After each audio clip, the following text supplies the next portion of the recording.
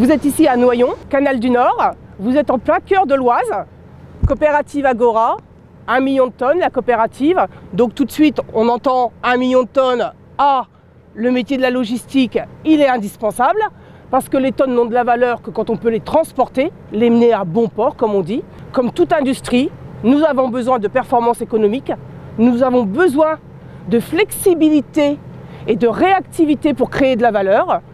Et comme toute entreprise inscrite dans le 21e siècle, on a besoin de s'inscrire dans le plan de décarbonation globale. Au niveau de nos transports, on a principalement le routier et le fluvial. Le fluvial représente pour nous déjà 48%.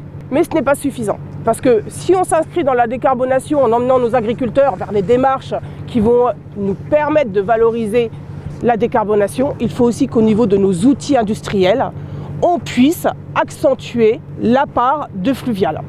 Quand vous chargez une péniche, si vous la chargez à 100 tonnes heure ou que vous la chargez à 200 tonnes heure ou 500 tonnes heure, vous voyez la différence. Donc avoir la capacité dans notre industrie d'être intéressant pour les mariniers, pour qu'ils préfèrent venir charger du grain plutôt que du gravat ou charger pour le BTP, c'est ça, un exemple concret. Et démultiplier par la puissance que l'on peut représenter au niveau de nos coopératives, ça veut dire qu'on devient attractif, il faut le demeurer et l'être davantage.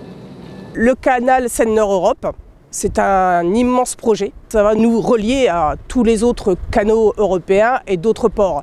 Pour que ce canal grand gabarit nous permette à nous, coopératives agricoles céréalières, d'aller chercher de la compétitivité et surtout de la réactivité, nous avons besoin de péniches. Donc aujourd'hui, nous le savons tous, on a un vrai problème français de déficit de chauffeurs routiers, puisqu'il en manque 45 000 en France. Il ne faudrait pas que demain, on ait le même problème avec nos mariniers.